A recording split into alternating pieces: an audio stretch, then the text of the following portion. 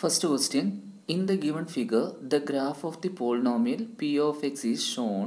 The number of zeros of p of x is. വളരെ സിമ്പിളായിട്ടുള്ളൊരു question ആണ്. ഇവിടെ ഒറ്റ കാര്യം മാത്രം ശ്രദ്ധിച്ചാൽ മതി. കേർവ് തന്നിരിക്കുന്ന ഗ്രാഫ് എക്സ് ആക്സിസിൽ എത്ര പ്രാവശ്യം ടച്ച് ചെയ്യുന്നുണ്ട് നോക്കുക. ഇവിടെ നമുക്കറിയാം 2 തവണ ടച്ച് ചെയ്യുന്നുണ്ട്. അങ്ങനെയാണെങ്കിൽ ഈ തന്നിരിക്കുന്ന ഗ്രാഫിൻ്റെ അല്ലെങ്കിൽ പോളിനോമിയലിൻ്റെ സീറോസ് എന്ന് പറഞ്ഞത് 2 ആണ്. ഓക്കെ, അതുപോലെ 3 എണ്ണം ഉണ്ടാവാം. 3 പ്രാവശ്യം ടച്ച് ചെയ്യുന്നുണ്ടെങ്കിൽ 3 ആണ് ആൻസർ. ഓക്കെ, രണ്ടാമത്തെ ക്വസ്റ്റ്യൻ നോക്കുക. If A B is the midpoint of the line segment joining the points A 10 minus 6 and B K 4 and A minus 2B equal to 18, find the value of K.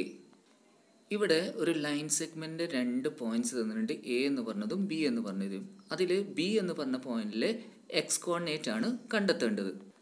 അതുപോലെ തന്നെ ആ line സെഗ്മെൻറ്റിൻ്റെ mid point ആണ് A B എന്ന് പറയുന്നത്.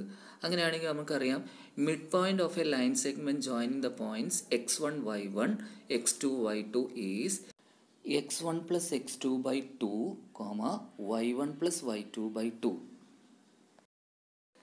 ഇനി ഈ ഫോർമുലയിൽ നമ്മൾ എന്ത് ചെയ്യുക, തന്നിരിക്കുന്ന പോയിൻറ്റ്സ് എ എന്ന് പറഞ്ഞ പോയിൻറ്റും ബി എന്ന് പറഞ്ഞ പോയിൻറ്റ്സും എന്ത് ചെയ്യുക, സബ്സ്റ്റിറ്റ്യൂഷൻ കൊടുക്കുക.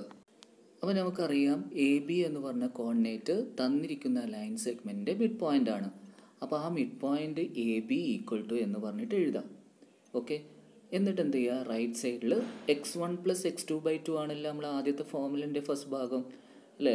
അതിൽ 10 plus k by 2, അതായത് x1ൻ്റെയും x2ൻ്റെയും കോർഡിനേറ്റ് എഴുതുക. അതുപോലെ -6 plus 4 by 2 y1 plus y2 by 2 എന്നും കൂടി എഴുതുക. ഓക്കെ, അടുത്ത സ്റ്റെപ്പിലേക്ക് വരുന്ന സമയത്ത് വിച്ച് ഇംപ്ലൈസ് എ ബി എന്ന് പറഞ്ഞത് ലെഫ്റ്റ് സൈഡിൽ അങ്ങനെ തന്നെ വെക്കുക. അതുപോലെ റൈറ്റ് സൈഡിൽ എന്ത് ചെയ്യുക, 10 plus k by 2, അതൊന്നും നമുക്ക് ചെയ്യേണ്ട ആവശ്യമില്ല. -6 plus 2 എന്ന് പറഞ്ഞാൽ എന്താണ്, -2 -2 by 2 എന്ന് പറഞ്ഞാൽ എന്താണ്, -1 ആണ്. ഇനി നമുക്ക് എന്ത് ചെയ്യാം, രണ്ട് സൈഡിലെയും എക്സ് കോർഡിനേറ്റ് തമ്മിലും വൈ കോർഡിനേറ്റ് തമ്മിലും ഇക്വേറ്റ് ചെയ്യുക. എന്ന് പറഞ്ഞു കഴിഞ്ഞാൽ എ ഈക്വൽ ടു എന്താണ്, 10 plus k by 2 എന്ന് എഴുതുക. അതുപോലെ ബി എന്ന് പറഞ്ഞത് എന്താണ്, -1 എന്ന് വെച്ചാൽ എയും ബിയും കിട്ടി. പക്ഷേ എയും ബിയും ആണോ കാണാൻ പറഞ്ഞത്? അല്ല, ക്വസ്റ്റ്യനിൽ കെയുടെ വാല്യൂ കാണാനാണ് പറഞ്ഞത്. അപ്പോൾ ആ ക്വസ്റ്റ്യനിൽ നമുക്ക് എന്ത് ചെയ്യുന്നുണ്ട്, ഒരു കണ്ടീഷൻ പറഞ്ഞിട്ടുണ്ട് അല്ലേ. എന്താണ് ആ condition? a minus 2b equal to 18. ആ കണ്ടീഷനിൽ ബിക്ക് പകരം നമ്മൾ എന്ത് ചെയ്യുക, -1 സബ്സ്റ്റിറ്റ്യൂഷൻ കൊടുക്കുക. അപ്പോൾ എന്ത് വരും, a minus 2 into -1 equal to 18 എന്ന് പറഞ്ഞാൽ a plus 2 equal to 18, a equal to 18 minus 2 equal to 16. ഇനി ഈ a ഈക്വൽ ടു 16 എന്ന് പറഞ്ഞത് നമ്മൾ എന്ത് ചെയ്യുക, ഈ ഇക്വേഷനിൽ കൊടുക്കുക. a equal to 10 plus k by 2 കൊടുത്തു കഴിഞ്ഞാൽ എന്ത് വരും, എക്ക് പകരം 16 equal to 10 plus k by 2. ഇവിടെ എന്ത് ചെയ്യുക, ക്രോസ് ആയിട്ട് മൾട്ടിപ്ലൈ ചെയ്യുക. 2 into 60 എന്ന് പറഞ്ഞാൽ എന്താണ്, 32 equal to 10 plus k, then k equal to 32 minus 10 equal to 22. അപ്പോൾ നമുക്ക് എന്ത് കിട്ടി, കെയുടെ വാല്യൂ കിട്ടി. k ഈക്വൽ ടു എന്താണ്, 22. ഓക്കെ, ഇത് CBSE ചോദിച്ച ക്വസ്റ്റ്യൻ ആണ്, 1 മാർക്ക് ക്വസ്റ്റ്യൻ ആണ്. ഓക്കെ, ഇനി മൂന്നാമത്തെ ക്വസ്റ്റ്യൻ നോക്കൂ. HCF of 135 and 225. വളരെ സിമ്പിളായിട്ടുള്ള ക്വസ്റ്റ്യൻ ആണ്, നമ്മൾക്ക് അറിയാവുന്ന ക്വസ്റ്റ്യൻ ആണ്. 135ന് എന്ത് ചെയ്യുക, ഫാക്ടറൈസ് ചെയ്യുക. അപ്പോൾ നമുക്ക് എന്ത് കിട്ടും, 3 കൊണ്ട് സ്റ്റാർട്ട് ചെയ്യുക. 45 വീണ്ടും 3, then 15 വീണ്ടും 3, then 5, then 5 1.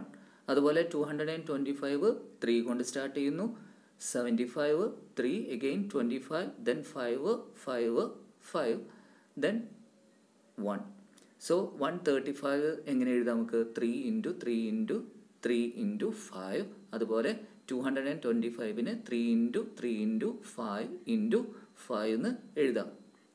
ഇതിൽ ആരൊക്കെയാണ് കോമൺ ഫാക്ടേഴ്സ് വരുന്നത്? ആദ്യം ഒന്ന് 3 വരും, രണ്ടാമതും ഒരു 3 വരും, പിന്നെ മൂന്നാമതായിട്ട് 5 വരും. അപ്പോൾ കോമൺ ഫാക്ടേഴ്സ് എന്ന് പറഞ്ഞാൽ 3 3 ആൻഡ് 5. അത് നേരെ മൾട്ടിപ്ലൈ ചെയ്യുക, കിട്ടുന്ന ആൻസർ എന്താണ്, 45. അപ്പോൾ ഇതിൻ്റെ HCF എന്താണ്, 45. ഓക്കെ, ഇനി നാലാമത്തെ ക്വസ്റ്റ്യൻ നോക്കിക്കോളൂ. Find the exponent of 2 in the prime factorisation of 144. നേരത്തെ ചെയ്ത് അതുപോലെ തന്നെ ഫാക്ടറൈസ് ചെയ്യുക. 144 2 കൊണ്ട് ഡിവൈഡ് ചെയ്യുക, കാരണം ഈവൺ നമ്പറാണ്. 72 പിന്നെ again 2 36, again 2, 18, 2, then 9 divided by 3, then you will get 3. So 144 എങ്ങനെ എഴുതാം? 2 raised to 4 into 3 raised to 2. എന്താ ചോദിച്ചത്? 144ൻ്റെ പ്രൈം ഫാക്ടറൈസേഷനിൽ 2യുടെ പവർ എന്താണെന്നാണ് ചോദിച്ചത്. അത് ആരാണ്? 4 ആണ്. 2 raised to 4. അപ്പോൾ ആൻസർ എന്താണ്? 4 ആണ് വരിക. ഓക്കെ. ഫിഫ്ത്ത് ക്വസ്റ്റ്യൻ നോക്കൂ. Find the common difference of an A P whose nth term is 3n+7. 3n+7 എന്ന് പറയുന്നത് ഒരു nth ടേമാണ്, ഒരു എ പിയുടെ nth ടേമാണ്. എങ്കിൽ അതിൻ്റെ കോമൺ ഡിഫറൻസ് എന്താണെന്നാണ് ചോദിക്കുന്നത്. വളരെ സിമ്പിളായിട്ട് അതിൽ നോക്കിയാൽ മതി. എന്നിൻ്റെ കോഎഫിഷ്യൻ്റ് എന്താണോ അതാണ് അതിൻ്റെ കോമൺ ഡിഫറൻസ്. അപ്പോൾ എന്നിൻ്റെ കോഎഫിഷ്യൻ്റ് ഇവിടെ എന്താണ്? 3. അപ്പോൾ d = 3. ഇനി ചിലപ്പോൾ ഫസ്റ്റ് ടേം നിങ്ങൾ ചോദിച്ചു കഴിഞ്ഞാൽ 7+3 ആ രണ്ട് നമ്പേഴ്സ് ആഡ് ചെയ്ത് കഴിഞ്ഞാൽ കിട്ടുന്ന ആൻസറാണ് എന്ത്? അതിൻ്റെ ഫസ്റ്റ് ടേം. അതായത് 7+3 എന്താണ്? 10. അവിടെ മൈനസ് വരുമ്പോൾ ശ്രദ്ധിക്കണം. മൈനസ് വരുന്ന സമയത്ത് എന്ത് ചെയ്താൽ മതി? മൈനസ് ചെയ്ത് കഴിഞ്ഞാൽ അതിൻ്റെ ഫസ്റ്റ് ടേം കിട്ടും. ഓക്കെ.